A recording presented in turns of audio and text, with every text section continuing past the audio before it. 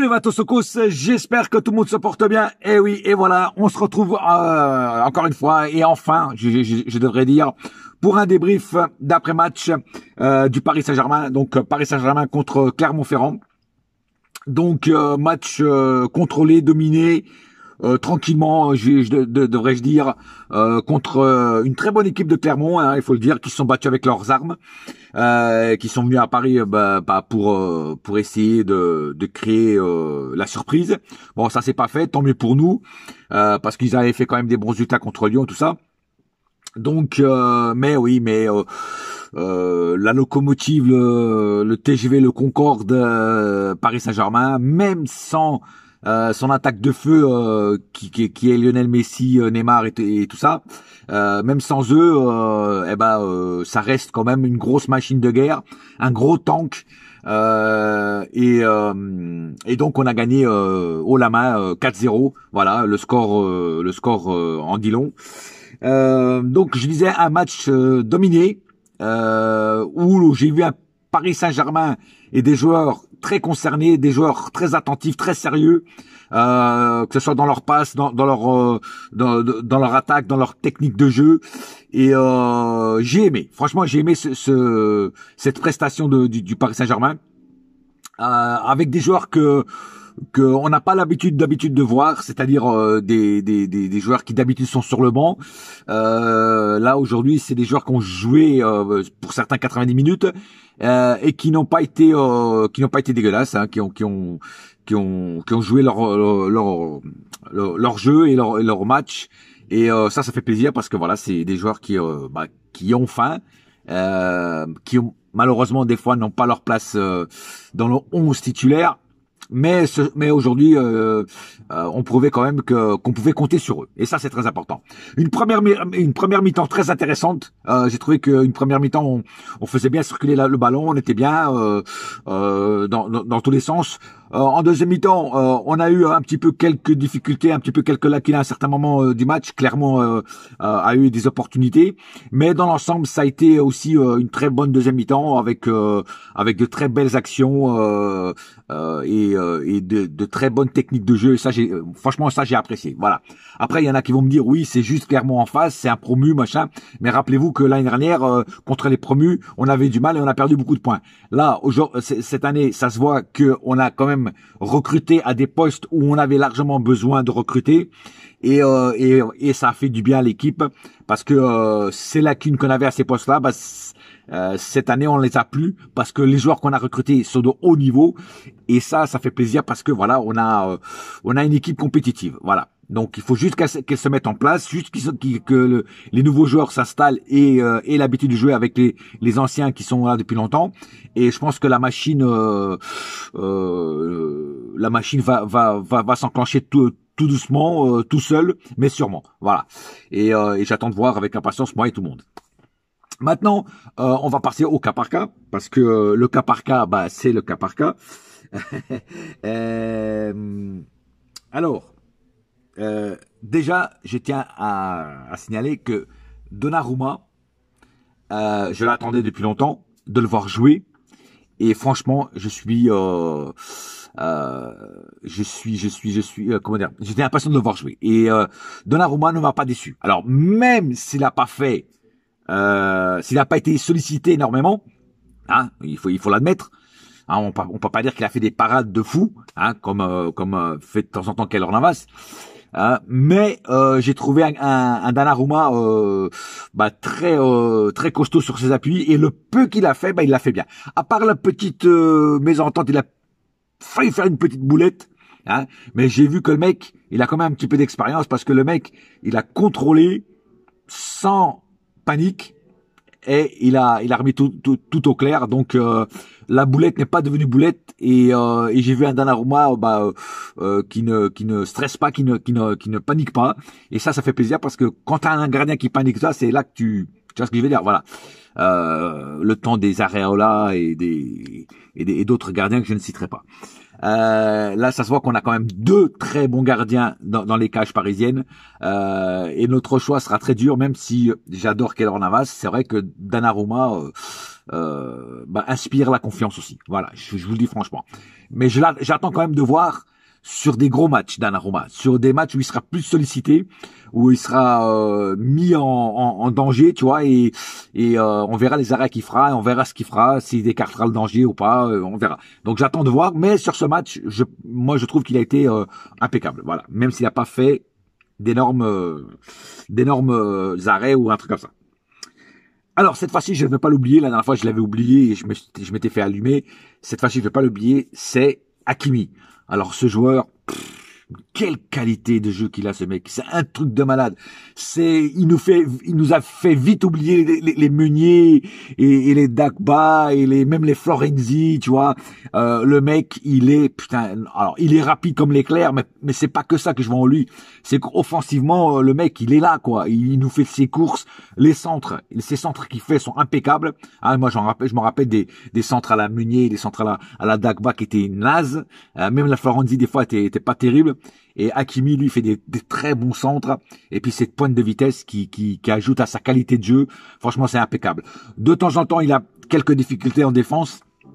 Ah, c'est aussi, je l'avais déjà dit, si on doit lui trouver un point faible, ça sera celui-là.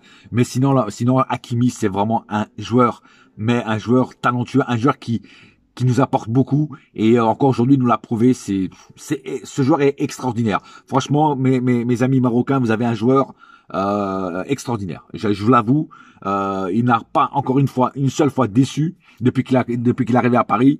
Il y en a même qui disent que c'est une des meilleures recrues de cette année de Paris. Bon, je vais attendre pour voir, hein. Mais en tout cas, si c'est pas la seule bonne recrue qu'on aura à Paris, ça sera une des meilleures, avec sûrement Messi qui nous fera des étincelles et tout ça.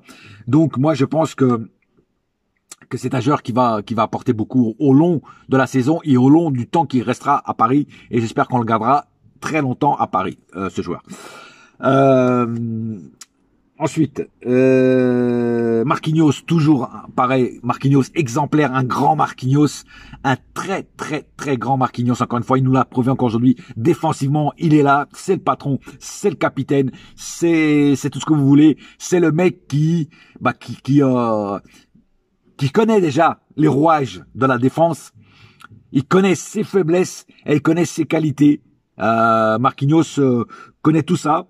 Et quand je dis que Marquinhos connaît les faiblesses de notre défense, oui, il les connaît très bien parce que quand les autres sont un petit peu dans le caca, hein, lui il vient et il apporte sa pierre à l'édifice et la plupart du temps c'est toujours impeccable. Et encore aujourd'hui, c'était impeccable. Il nous a fait des défenses de fou. Et voilà, rien à dire. C'est du Marquinhos dans l'art, quoi. Voilà, tout simplement. Kimpembe, pareil. Alors, Kimpembe, j'étais étonné de le voir titulaire. Parce que bon, quand il était sorti de l'équipe de France, apparemment, il avait une gêne. Il avait été, soi-disant, blessé ou autre comme ça. Mais apparemment, non. Ou alors, il s'est remis très vite parce que le mec, il nous a fait un match extraordinaire encore aujourd'hui. Je trouve que Kimpembe est bienvenu sur ce match. Il a eu des difficultés en début de saison, mais aujourd'hui, il a été aussi le patron de défense. Il nous a fait de très bons trucs et franchement, j'ai rien à dire. Alors moi, j'ai appris entre-temps que les premiers matchs où il n'était pas terrible, c'est parce que bon, j'ai appris qu'il a eu des problèmes personnels. Bon, je vais pas citer lesquels. Je sais lesquels c'est, mais je vais pas les dire là. C'est pas le débat ici. Mais il avait des problèmes personnels et c'est pour ça peut-être qu'il était pas bon dans le match. Tu vois, moi je me rappelle que quand Mike Tyson avait perdu son combat, c'est parce qu'il avait eu des problèmes personnels avec son entourage, avec sa femme directement, tu vois, et ça l'avait perturbé mentalement, et c'est pour ça que Mike Tyson avait perdu le match. Et là, c'est à peu près pareil, tu vois, Kimpembe, c'est pareil, problème personnel et les problèmes personnels, que ce soit dans n'importe quel sportif, quand tu as des problèmes personnels, psychologiquement, ça t'atteint et après, t'as du mal à faire ton art, ton métier, ton sport. Et voilà. Et Kimpembe, là, maintenant, aujourd'hui, il a été très, très bon. Voilà. Il a été magnifique. Hommage à Belmondo. Diallo. Alors, Diallo, ça reste le maillon faible de Paris. Nuno Mendes, qui est rentré. Pour moi, Pochettino, là encore une fois, a fait une petite erreur, aurait dû faire rentrer Nuno Mendes beaucoup plus tôt. Nuno Mendes aurait dû au moins jouer au moins 20 minutes, aurait mérité de jouer au moins 20 minutes. Moi, j'aurais sorti Diallo et j'aurais fait rentrer Nuno Mendes, tu vois, je l'aurais mis à la place de Diallo. Parce que Diallo était souvent bouffé dans les combats, surtout en première mi-temps. En deuxième mi-temps, il a été un petit peu meilleur. Il nous a fait d'ailleurs un petit show à la comment dire, à la Ronaldinho, à la Romario, tu vois, à la brésilienne, on va dire ça comme ça, ou à la Neymar si vous voulez. Mais à part le show, en plus, surtout en première mi-temps, il a été quand même souvent battu dans les duels, souvent bouffé par les joueurs de Clermont. Et je pense que Pochettino aurait dû faire rentrer Nuno Mendes avant. Comme j'ai dit, Nuno Mendes aurait mérité au moins de jouer 20-25 minutes largement pour se mettre dans le jambe. Je trouve que le faire rentrer à 5 minutes de la fin, c'est pas bon pour le joueur, c'est pas bon pour voilà. Voilà. Moi, je pense que il méritait un peu plus. Voilà. Mais donc pour moi, ça reste le maillon faible quand même, Diallo. Idrissa Gueye, encore aujourd'hui, Idrissa Gueye, excellent. Offensivement, excellent. D'ailleurs, but. Et défensivement, le mec, il faisait des replis défensifs énormes. Quand la défense avait du mal, même quand Marquinhos avait du mal sur une action, Gueye, il est revenu 2 fois aider Marquinhos. Et ça fait plaisir. Voilà. On retrouve un Gueye performant. Et Dieu sait que je l'ai critiqué, ce joueur, pendant une saison. Mais là, Gueye, dernièrement, c'est le Gueye qu'on a vu sur certains matchs quand il est arrivé à Paris. Malheureusement, après, il s'est un petit peu éteint sous l'ère Tuchel. Mais là, avec Pochettino, il revit. C'est un Gueye, un Gueye nouveau. On va dire comme le Beaujolais nouveau, c'est un Gueye nouveau. Et ça fait plaisir. Franchement, un très bon match de Gueye, encore une fois. Herrera, en première mi-temps, excellent. Renard des surfaces, Herrera, il marque 2 buts. J'en reviens pas. Et moi, Dieu sait que moi aussi, ce mec, je l'ai critiqué. Et je vous dis franchement, je l'aime pas trop, ce joueur. J'aime pas trop le profil de ce joueur. Et là, aujourd'hui, en première mi-temps, il a été vraiment très bon parce qu'il a été le renard des surfaces. C'est-à-dire qu'il était au bon moment, au bon endroit pour marquer des buts. Et ça j'ai aimé. Il s'est éteint en deuxième mi-temps. Malheureusement, on l'a moins vu en deuxième mi-temps. Mais en première, c'était la masterclass. Voilà, il a fait un peu le rôle de Icardi qui n'était pas là au début du match. Et franchement, voilà, quand il joue bien et quand il est là, quand il fait des bons trucs, il faut que je le dise aussi. En deuxième mi-temps, comme j'ai dit, il était un peu plus effacé. Danilo, je trouve qu'il a fait un très très bon match aussi. Récupérait beaucoup de ballons. Défensivement, il était là. Il faisait des replis défensifs aussi. Il a été aidé souvent la défense. Il a aidé aussi en faisant une projection à l'avant de certains ballons, mais défensivement et au milieu, il a fait le ménage. Franchement, Danilo très très résistant sur ses appuis. À un moment, il a tiré au but, ça a été contré par un joueur de Clermont. Sinon, il aurait pu même marquer son but. Danilo, franchement, très bon aussi sur son poste. Et c'est ce qu'on demande à Danilo. Même s'il y en a des fois qui le critiquent, il est lent, machin et tout. Mais aujourd'hui, il a été excellent. Il a fait ce qu'on lui demande. Ce que doit faire un numéro 6. Voilà. C'est-à-dire, aller aider la défense. Défensivement, il a été très, très fort, très monstrueux, tu vois. Et voilà. Ça, pour moi, c'est très important. Je suis très fier de mon compatriote aujourd'hui. Draxler, on va dire qu'il a fait son match. Il a fait des bonnes choses et des mauvaises choses. Il a perdu beaucoup de ballons, mais il a aussi récupéré quelques ballons. Il a fait quelques actions de jeu aussi qui étaient pas mal. Mais Draxler, moi j'attends beaucoup mieux de ce joueur. Voilà, c'est un joueur qui pour moi devrait montrer beaucoup plus. Rafinha. Alors ça a marqué d'une pierre blanche. Rafinha a joué 90 minutes. Le mec, il était tellement pas habitué qu'à la fin, il avait des crampes. Tu vois ce que je veux dire? Voilà, d'habitude, il a l'habitude de jouer des bouts de match, 10, 15, 20 minutes, tu vois. Pochettino le fait jouer très peu. Mais aujourd'hui, comme il manquait beaucoup de joueurs, je pense, il a fait jouer 90 minutes. Alors, il y a eu du bon, il y a eu du mauvais. Défensivement, c'était pas mal. Offensivement, c'était moins bon. Je parle surtout en première mi-temps. En deuxième mi-temps, il a été moins bon défensivement et meilleur en offensivement. Tu vois, en fait, il a partagé dans les deux mi-temps. Il a perdu quelques ballons importants, mais il en a aussi récupéré aussi quelques-uns. Et j'en connais un qui doit être content en ce moment d'avoir vu Rafinha jouer 90 minutes. C'est mon frérot Olivier. Voilà, Olivier, dédicace à toi. Je sais que tu kiffes énormément ce joueur et je pense que t'as dû être très heureux de le voir jouer 90 minutes aujourd'hui. C'est pas tout le temps. Et enfin Mbappé qui encore aujourd'hui a a fait un très bon match. Il a comment dire, il a profité beaucoup de fois il a joué en profondeur. Il a profité de la profondeur de jeu. Il a apporté justement dans la profondeur de jeu. Et ça, quand il est dans la profondeur de jeu, il est très bon. Et j'ai trouvé, même s'il a loupé beaucoup de choses, hein, il aurait pu augmenter son score de but sur cette partie, mais en profondeur, il a vraiment joué en profondeur. Et ça, voilà, quand il joue comme ça en profondeur, c'est très bon. Il est très bon. Il a fait de bonnes choses. Il a quand même un point négatif à un moment où il est tout seul face au gardien et il avait, je crois, un joueur de Clermont à côté de lui, mais il avait Rafinha qui était complètement démarqué. Il aurait pu passer la balle à Rafinha et Rafinha, alors elle avait juste à pousser le ballon dans le but, ça aurait fait but. Monsieur a voulu jouer un petit peu les personnels, il a pas voulu passer la balle à Rafinha. D'ailleurs, Rafinha lui a poussé un coup de gueule, lui a fait comprendre que ce qu'il a fait c'est pas cool. Mais à part ça, franchement, il a très bien joué dans la profondeur et il a cherché la profondeur d'ailleurs beaucoup de fois. Et ça, voilà, ça c'est le Kylian Mbappé qu'on aime bien voir. Donc il revient bien. Il a fait du mal aux défenseurs de Clermont et pas que, hein, même aux autres joueurs. Il a provoqué. Non, franchement, rien à dire. Encore une fois, Mbappé aujourd'hui a été très bon. Mais j'attends de voir dans les prochains matchs où il apportera sûrement des trucs bien avec des équipes plus fortes en face de lui.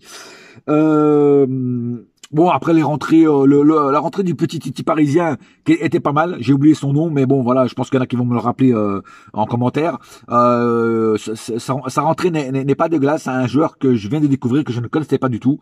Il n'a pas été mauvais. Il a fait des bonnes choses. Voilà, je trouve ça.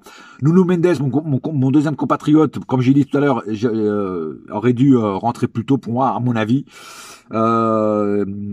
Icardi, ça va. Franchement, je m'attendais pas à le voir jouer. Je pensais qu'il était encore pas au top en termes de sa blessure, mais apparemment non. Apparemment, il est bien physiquement. Il a failli marquer un but aussi. Il se démarquait bien. Voilà, pas une mauvaise rentrée de Icardi. J'espère qu'il continuera à nous faire des rentrées comme ça, ou en tout cas des matchs où il va montrer son talent, parce que Icardi a du talent, même si on le critique souvent. Icardi a du talent.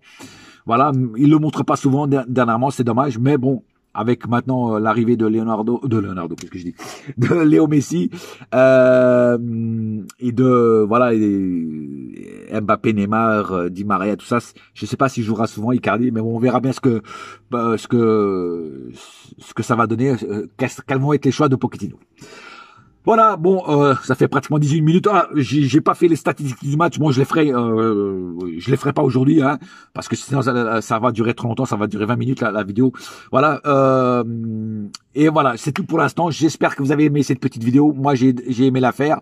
On se retrouve bientôt parce que là, les matchs vont s'enchaîner du Paris Saint-Germain. Et on se retrouve bientôt pour l'avant-match qui sera bientôt. Voilà. Sur ce, un seul cœur, un seul club, c'est Paris my gueule. Yes, my friend. Et la saga continue. Wouh! Et franchement, très bon match 4-0. C'est ce qu'il fallait pour rentrer dans le bain. Yes! Bouya!